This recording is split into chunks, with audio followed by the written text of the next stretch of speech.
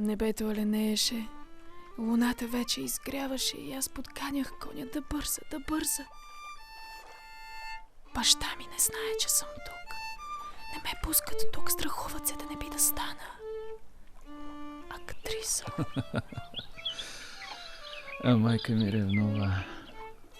Вече е против мен, против пиесата ми, против представлението. Неприятно ми е, че на тази малка сцена вместо нея ще има успех за реч нея. Майка ми е талантлива и умна актриса, но живее безсмислено. Постоянно се мъкне с този белетрист.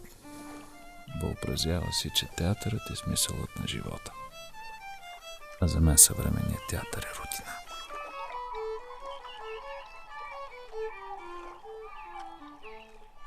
Без театър не може. Нужни са нови форми. Нови форми са нужни. Ако ги няма, по-добре нищо да няма. А езерото ме привлича насам, като че ли съм чайка. Сърцето ми е изпълнено с вас. Обичам ви.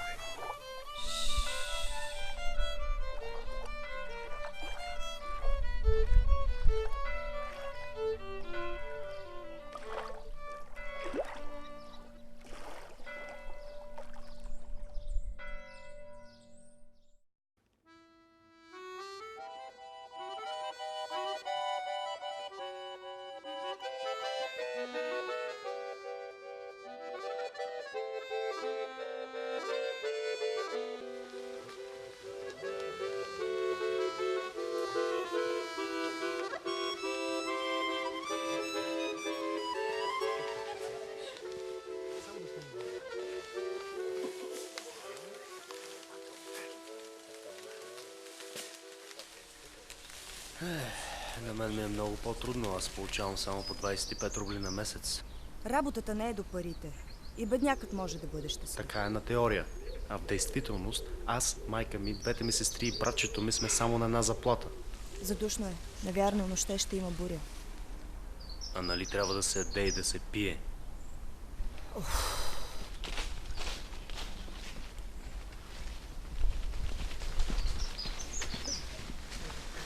Защо винаги ходите в черно? Скърбя за моя живот. Аз съм нещастна. Защо? Баща ви не е богат, но е добре материално. Ама вие все философствате или говорите за пари. Според вас няма по-голямо нещастие от бедността. Но аз ви обичам.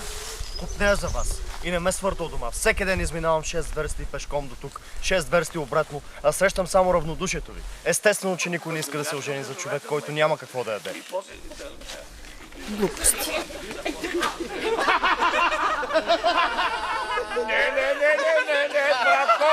На мен на село не ми понася и ясно, че не мога да свикна тук. С нощи, например, си легнах в 10 и сутринта се събудих в 9 с чувство, че мозъка ми е залепнал за черепа от дълъг сън. След обяд, ненадейно, пак съм заспал и сега се чувствам като разнабитен. Кошмар някакъв края на краищата. Мария Илинична, моля ви, бъдете така добра. Помолете татко си да отвърже кучето. Непрекъснато вие. Сестра ми цяла нощ не е спала. Вие говорете с баща ми, аз не мога. И моля ви, не настоявайте. Значи нощта с кучето пак ще вие. Ама че работа. Никога не съм живял на село според желанията си и винаги съм си заминавал с удоволствие. Сега съм в оставка, няма къде да се дяна. И косата, и брадата са ти рошеви. Добре ще е да се подстрижеш. Трагедията на моя живот. Жените никога не са ме харесвали.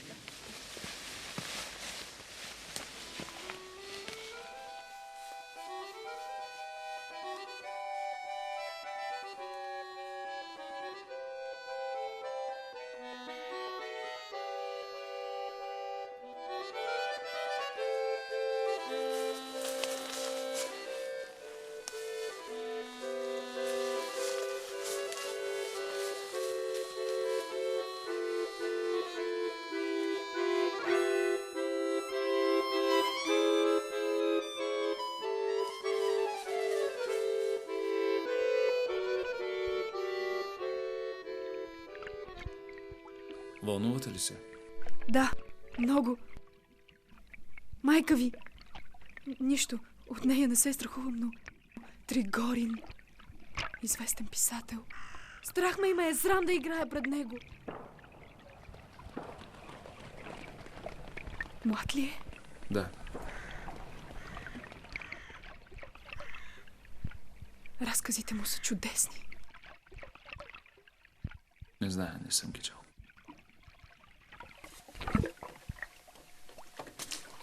Във вашата пиеса е трудно да се играе. В нея няма живи хора!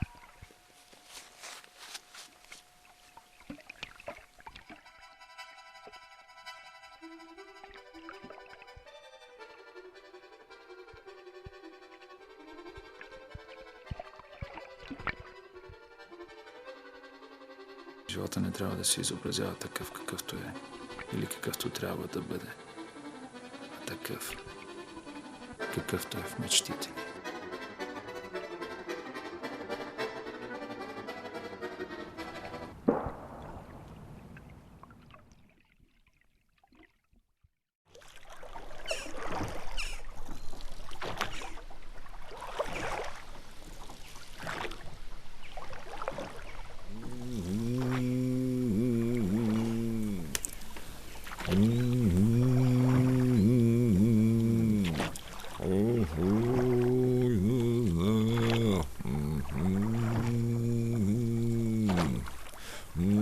Не се пазите. Доктор сте. Отлично знаете, че влажният въздух е вреден за вас. Искате да страдам ли? С нощи цяла вечер нарочно стояхте на терасата. Признайте се, че Ирина Николаевна ви харесва.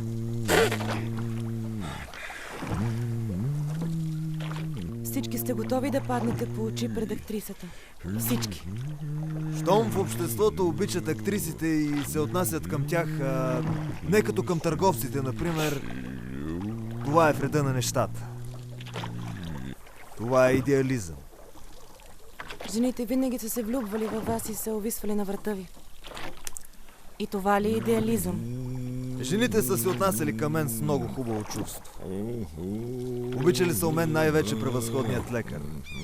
Преди 4-5 години, вие помните, в цялата губерна бях единствения почтен акушер. А и винаги съм бил честен човек. Скъпи мой. Значи 73-та година на Панаира в Полтава тя игра изумително. Какъв възторг! Чудесно игра! А случайно да знаете, къде е сега комикът Павел Семенович Чадин? В ролята на Разплюев беше неподражаем.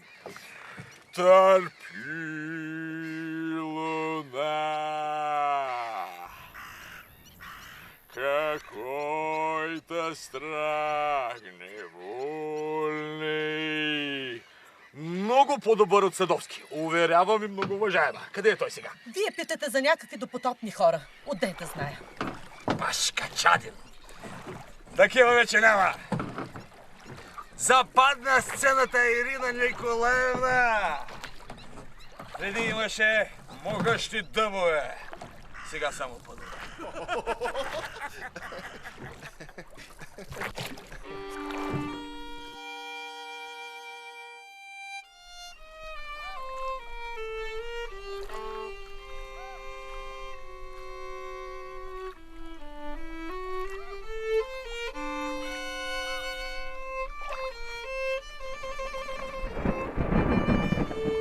О, вие почтенни стари сенки, които се реете нощем над това езеро. Приспете ни и нека ни се присъни онова, което ще бъде след 200 000 години.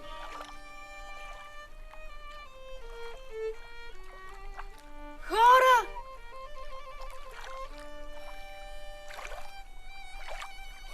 Лъвове!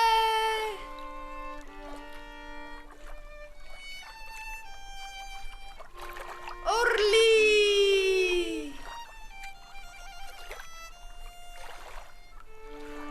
Яреби! пици! Безмълвни риби, обитаващи водата.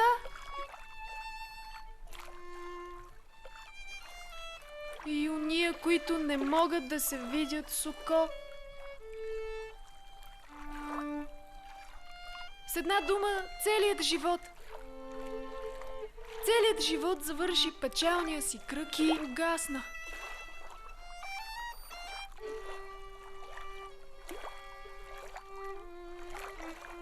Вече хиляди векове, откакто земята не носи върху себе си нито едно живо същество и тази бедна луна напразно пали своя фенер. По ливадите вече не се събуждат с вик жерави. Жерави! Студено! Студено! Пусто! Пусто! Страшно!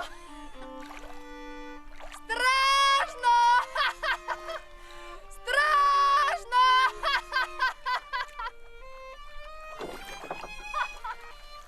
Телата на живите същества са потънали в праха и вечната материя ги е превърнала в камъни, във вода, в облаци. А душите им са се слели в една. Общата душа на света. Това съм аз. Но това са декадентски, братве. Дяволът, баща на вечната материя, се страхува да не би у вас да възникне живот. Всеки миг извършва във вас обмяна на атомите, както в камъните и във водата. И вие непрекъснато се променяте. И малко по малко ще се превърнете. Сложете си шапката. И земята, и светлия Сатурн и луната. А до тогава ужас! Ужас! Доктора, свали шапка пред дявола. Бащата на вечната материя. Стоп! Стоп! Спри! Свърши! Стоп, спри! Представлението свърши. Но защо се сърдиш? Нали предупреждаваше, че всичко е шега? Затова се отнасях към представлението му като към шега. Сега излиза, че е написал велико произведение, представете си. Искал е да ни получи как трябва да се пише и какво трябва да се играе. Капризно, самолюбиво момче!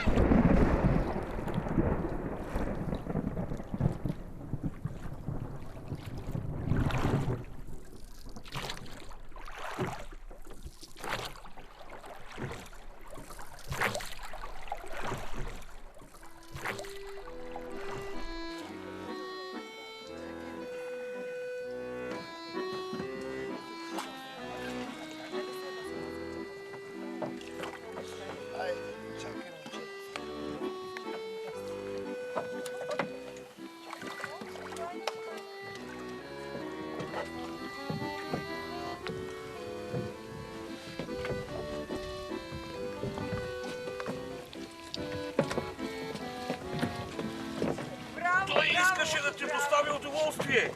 Наистина ли? Наистина, да не избра някоя обикновена пиеса, а не накара да слушаме тези декадентски братвежи. Претенции за нови форми и нова ера в изкуството. А според мен няма никаква форма. Просто лош характер. Всеки пише както иска и както може. Нека пише както може и както иска, само да ме остави на мира. Вижте, абсолютно никой няма право да отделя духа от материята, защото самият дух може да бъде съвкупност от материални атоми. Вижте, добре ще бъде да се опише в пиеса, а после и да се изиграе за това как живеем ние, учителите. Трудно живеем. Костя! Синко! Костя! Моля те се, мила. Константин Гаврилович! Ехо!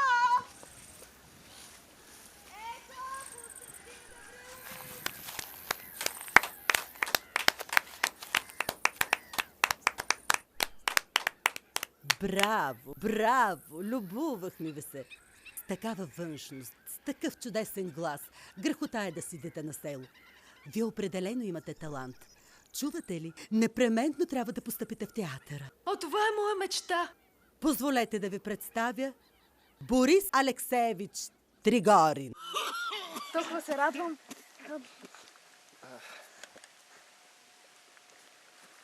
Чета всяка ваша книга. Странна пиеса, нали? Аз нищо не разбрах, но гледах с удоволствие. Играхте искрено. Декорът чудесен. Навярно в езерото има много риба. Да. Аз всъщност най-много обичам да стоя на брега и да гледам плувката. Аз мисля, че човек вече опознал насладата от творчеството, не познава други наслади. Не бива да му говорите такива неща. Обърква се, когато му говорят хубави думи. 75-та в операта в Москва Великият Силва взе долу надолу. И в този момент в галерията е седнал басът на нашите църковни хористи. И се чува отдолу, нали? Може да си представим всички как се засмяхме. И отдолу се чува браво Силва с цяла октава по-ниско. Ей тъй. Браво, Силва! Театъра направо замря.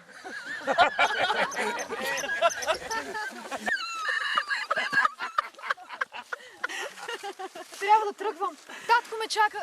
Да знаете как не ми се тръгва. Останете. Не мога, Пьотър Николаевич, не мога! Останете! Само час толкова. Нещастна девойка. Покойната й майка завещала на баща и цялото си състояние до копейка. А сега горкото момиче е без нищичко. Защото той вече завещал всичко на втората си жена.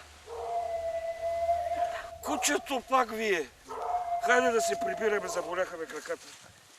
Или Афанасевич, моля ви, отвържете кучето. Страхувам се, Пьотър Николаевич, че в камбара може да влязат кръци. Там има просо.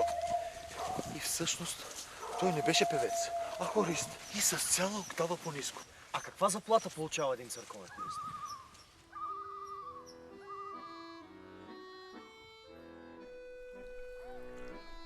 Константин Гаврилович!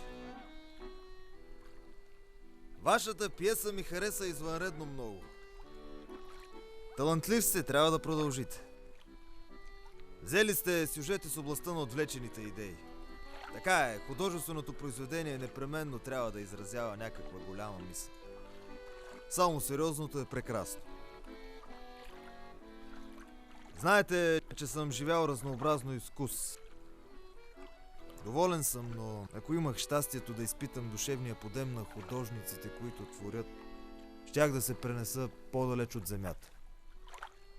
Към висините. Къде е зарещна? И още нещо. Във всяко произведение трябва да има ясно определена мисъл. Трябва да знаете за какво пишете. Иначе, ако тръгнете по този живописен път без определена цел, ще се заблудите. И вашия талант ще ви погуби. Къде е зарещна?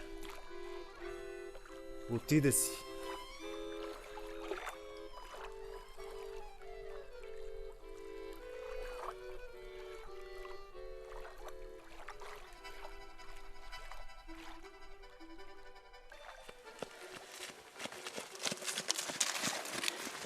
Константин Гаврилович! Майка ви се безпокои! Чакай ви.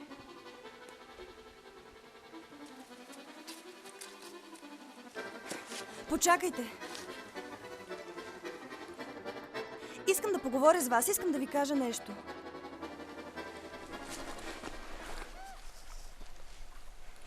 Аз не обичам баща си. Сърцето ми е открито за вас. Не знае защо, но с цялата си душа чувствам, че сте ми близък. Помогнете ми. Помогнете ми, моля ви. Иначе ще направя някоя глупост. Ще се надсмея над живота си. Ще го похабя. Не издържам повече така. Аз страдам и никой не знае моите страдания. Обичам Константин.